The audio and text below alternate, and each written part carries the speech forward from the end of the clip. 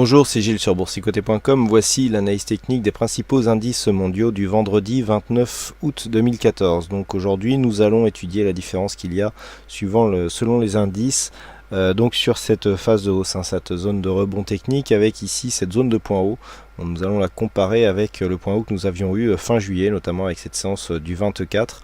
Nous allons voir qu'en fonction des indices que nous avons étudiés, eh bien les différences sont assez notables. Donc on voit bien ici la phase de hausse, la phase de baisse, donc avec ce premier rebond technique qui vient s'inscrire ici sur cette zone horizontale. Et donc nous commençons par l'indice DAX. Et effectivement, si on compare ici avec le 24 juillet, eh bien on se rend compte que la différence est encore notable. On revient à peine ici sur le point que nous comparions la semaine dernière, notamment sur le CAC, avec une zone de point haut qui était au niveau de cette zone de point bas. Et bien là, on a toujours un train de retard sur le DAX, avec donc cette zone de point haut qui est assez éloignée ici par rapport à notamment au plus haut du 24 juillet. Donc on retrouve bien ici une configuration similaire avec une sortie qui nous donne une remontée assez brusque. Du point de vue des indicateurs techniques, on est toujours ici dans une phase de rebond avec donc le stochastique qui rentre en zone de surachat, le RSI relativement neutre et un retournement sur le MACD.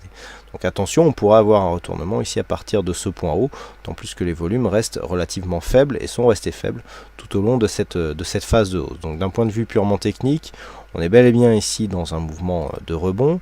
Toutefois, si on trace les retracements de Fibonacci par rapport à cette tendance, eh bien, nous pouvons remarquer que nous sommes venus taper ici sur le retracement des 61,8% qui se situe à 9600.2 pour une résistance, je le rappelle, à 9600.3. Donc le fait que l'on vienne ici buter sur ce retracement et que l'on reparte, eh bien, peut nous amener une poursuite du mouvement baissier. Donc attention ici sur une éventuelle poursuite de ce mouvement. Le point à ne pas dépasser pour risquer une accélération se situe ici à 9334 points, puisqu'on repasserait ici sous le retracement des 38,2, qui de plus est se trouve être ici une zone de résistance intermédiaire.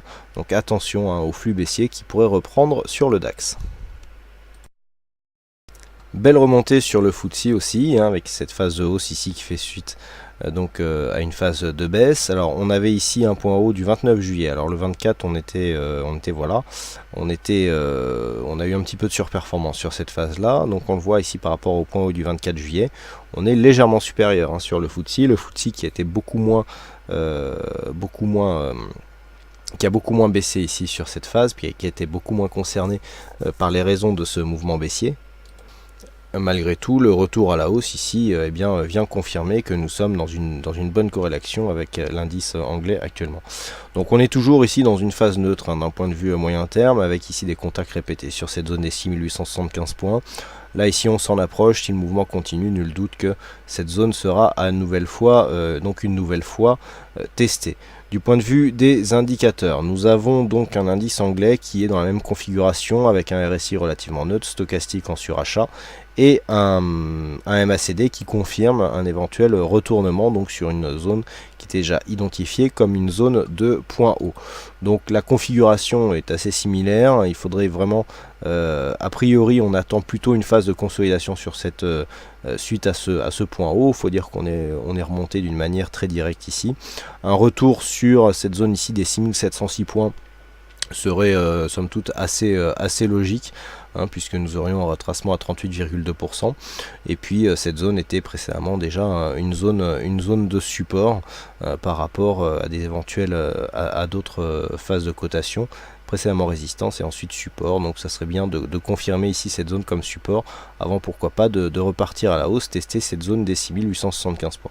Donc on reste haussier sur ce FTSE, il faudrait vraiment repasser sous cette zone des 6705 points pour dégrader la dynamique qui pour l'instant reste de toute façon d'un point de vue moyen terme neutre, mais légèrement baissière. On le voit, on a un léger biseau d'élargissement ici sur cette phase, et donc un biseau d'élargissement normalement qui plus est baissier doit être cassé à la hausse. Donc on attend ici après une phase de consolidation pour pour remettre les indicateurs, pour replacer les indicateurs hors de leur zone de surachat, quoique le stochastique peut y rester quelques jours, cet indicateur bon, le supporte tout à fait.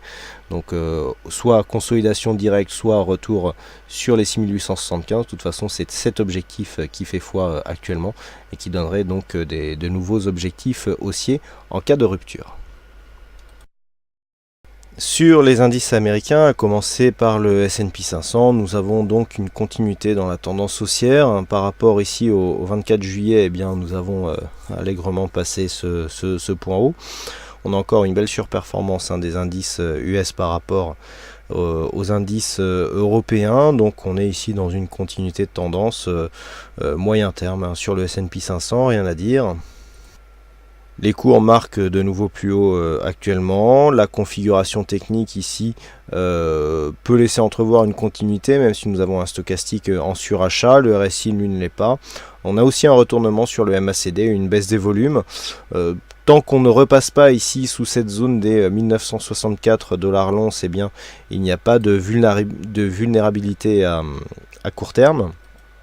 Donc ce point ici qui a déjà été support, eh bien, devrait être confirmé. Le peu d'amplitude que nous avons ici entre cette zone de point haut et celle-ci correspond à peu près à la zone de résistance haussière que nous avons qui délimite la tendance par le haut. On l'a vu ici sur cette vue, voilà. Donc on est dans une tendance qui est à peu près comme ça. Malgré tout, le contact que nous avons eu ici sur le support confirme que le biais est toujours bel et bien haussier et que nous sommes donc sur un gros signal de continuité. Donc le S&P 500 reste sur une tendance haussière. Sur le Nasdaq, la configuration est assez similaire. On est toujours ici sur un biais haussier. Alors le biais est différent d'un point de vue moyen terme, puisqu'on a vu ici une phase donc de consolidation en biseau d'élargissement. On a retrouvé ici une nouvelle dynamique avec une cassure de nouveaux points hauts, puisqu'après la cassure des 4000, on avait un objectif à 4060 qui a été tout à fait réalisé. Du point de vue de la configuration technique, on a un surachat un peu plus marqué que sur les autres indices. Du point de vue des indicateurs techniques, donc on est légèrement plus suracheté avec un RSI ici en surachat. Le stochastique idem et le MACD qui confirme donc le retournement de tendance. On a dépassé ici une résistance que nous avions à 4060 points. Un petit bug ici sur les volumes actuellement sur le S&P 500. Donc nous avons, il y a tout lieu de penser qu'une petite consolidation ici pourrait se mettre en place. On a eu ici une phase de hausse assez puissante par rapport au plus haut que nous avions eu le 24 juillet. Eh bien, on est largement au-dessus. Et donc par rapport ici à cette phase de hausse, il semblerait qu'on ait trouvé cette zone de point haut. Alors, on m'avait demandé comment avoir trouvé ici cette résistance des 4060 points. C'est une question que j'ai eue sur Facebook. Alors tout simplement par un report d'amplitude, on a ici entre 4000 et cette zone de point bas environ 60 points. Il suffisait de reporter ces 60 points ici sur la zone de cassure, qui plus est été cassée ici sur un gap, on le voit bien ici. On va se rapprocher un petit peu, voilà. Donc sur ce gap donc qui avait lieu, gap de continuité, et bien l'amplitude sur la cassure de cette zone était à 4060 points. Bon, on voit, on a été un peu au-delà, mais du point de vue objectif, en tout cas, c'était tout à fait honorable. Voilà, donc par des reports d'amplitude, comment on peut trouver des zones d'objectif relativement intéressante. Donc le Nasdaq reste ici dans un biais haussier. Tant qu'on ne repasse pas ici sous les 4000 points, il n'y a pas de remise en cause de la dynamique en cours. Et enfin sur le Nikkei, nous sommes toujours ici dans une phase de stabilisation. Après cette phase baissière ici, cassée donc par le haut, on avait repassé ici, on était repassé au-dessus des 14 800 points, et puis on a défini ici une zone de range entre 15 008 et 15 760 et 14 754. Et puis pour l'instant, eh bien, on oscille entre ces deux zones, donc ici zone de support qui a été confirmée ici sur cette attaque baissière. Par rapport ici au plus haut que nous avions eu, le 31 on était plus haut, mais voilà, le 24 on a dépassé cette zone, sauf que le plus haut avait été un peu plus tardif sur le Nikkei. Donc Donc autant dire que sur la phase ici de baisse et de remontée, on est assez bien corrélé avec les autres indices mondiaux. Malgré tout, ici, sur la tendance, on a plutôt un petit biais haussier, petite consolidation ici, qui est indiquée donc d'un point de vue court terme et que l'on retrouve sur les indicateurs, hein, puisque nous avons ici le stochastique qui est en train de préparer un signal baissier, le MACD aussi qui repart à la baisse, pas de volume non plus sur le Nikkei. Donc on a ici pour l'instant signe que eh bien, on est arrivé ici sur un haut de structure.